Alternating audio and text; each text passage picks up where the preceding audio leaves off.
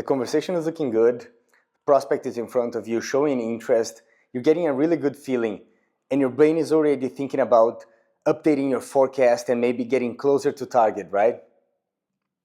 You say, sure, send me your needs via email after the call and I'll take a look at it.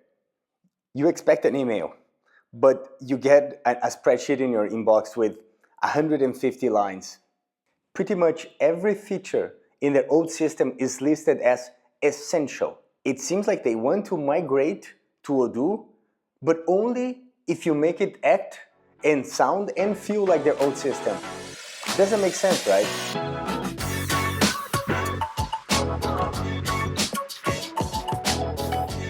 Hi everyone, and welcome back to LanziCo. I'm Lucas, your Odoo sales expert. My mission is to help Odoo partners grow, equipping them with the best processes, the tools, and getting the people to achieve maximum performance in sales and marketing.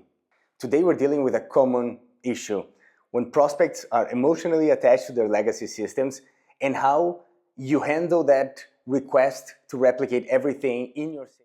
Let's rewind back to the massive spreadsheet with 150 items on it. That list is an exact description of what the business processes look like right now based on the logics that the current system has. They're looking to change is obviously because something is not working perfectly. Now, when you take that list at face value and simply shift the responsibility either to your functional, your pre-sales team to analyze and then just hit them back with a code, that might seem the most efficient way forward.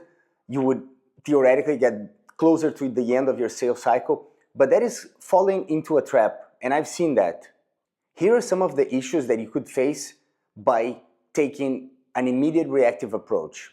First, you would be replicating the issues coming from the legacy system. Forcing Odoo to act like the old system just breeds complexity. It increases scope creep, pretty much pushes the ROI way down, decreasing your value towards the client. Finally, just risks disappointment. On top, you'll just be making a very cranky system. The second is relying on a shallow qualification. If you focus the attention and the resources on what they ask for, you miss the opportunity of going back and finding the real why, the real business problems that they are facing, which could potentially be the most important outcomes that you could solve for them that would highly increase the value that you're providing with the new solution. Third is passive scoping. The scope of the project becomes a slave to the old features and to the old system.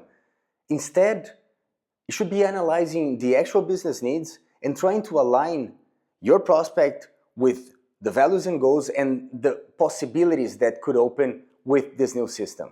This reactive path guarantees complex, high budgets, erodes ROI, as I said before, which is a massive appeal for negotiation, and sets the foundation for delays, frustration, and potential churn. What should we do then? I really think there are two important points that we can bring to the sales cycle that are going to make a big difference. A consultative approach and a value selling. I've been going on and on about this. Sales, especially in tech and SaaS, have become much more of an advisor and a consultant rather than just a classic salesy, pitchy person. Why? Because clients are much more informed, and the value that you're bringing as a salesperson is to guide them towards the best possible adaptation of the system that you're selling to their business. So how do we do this? So how do we go back to that massive spreadsheet and how do we tackle the issues in our sales cycle? Already looking from a positive angle, this is an opportunity for your SDR or for your sales or for your business advisor, whatever you want to call it, to gain functional knowledge, because it will require a bit of reading and understanding, but I honestly believe in the support of a pre-sales and a more functional person to help tailor those workarounds that actually have an impact in your prospect. So let's go back and do a diagnosis, why the old system failed, and how can you and Odoo solve it. One, it is very basic, and I think pretty much every Odoo partner already does it, but when you get a spreadsheet like that, you have the first triage, which is Odoo standard versus custom. must have and nice to have. So with these two pretty standard definitions, you already have a good starting point to go back to the prospect and take the second step. Set up a new call to discuss the spreadsheet, but build rapport and start asking probing why questions. Into each one of the business flows, go deep into understanding what are the expected outcomes and what are the bottlenecks and problems that they were facing with the old logic. Now, if you're prepared and if you've done your homework, in the same call, you could already start doing comparative analysis and showing the client that you understand their expected outcomes, you understand their businesses, and by either tailoring or adapting some of the processes to the logic and flows of the new system, they could achieve the same outcomes with perhaps more efficiency, perhaps with less time, or simply reducing the complexity and the risks that the project might take. 3. Think MVP. You want to define an initial scope, you want to make sure that the essentials are in place, but that you understand the evolution of the system and how you are going to be able to provide a full-fledged system that is going to tackle every single business needs that they have in time, within budget, and without delays. Point number 4, because after you've done all of that, you have to manage expectations. Be transparent with all the implications, with the cost, the timeline, the budget, the people, the resources. Changing is always difficult.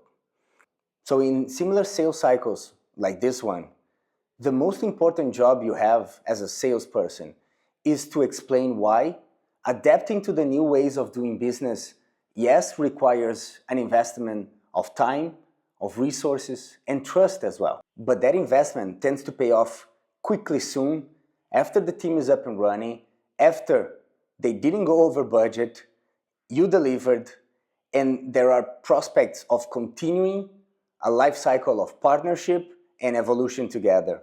Be aware of the classic red flag.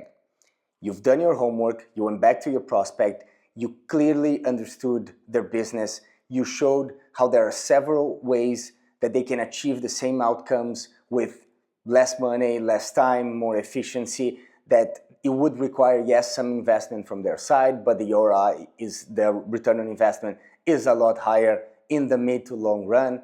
But still, they look at you and they say, we want every single one of those features in live immediately. No budging, no flexibility.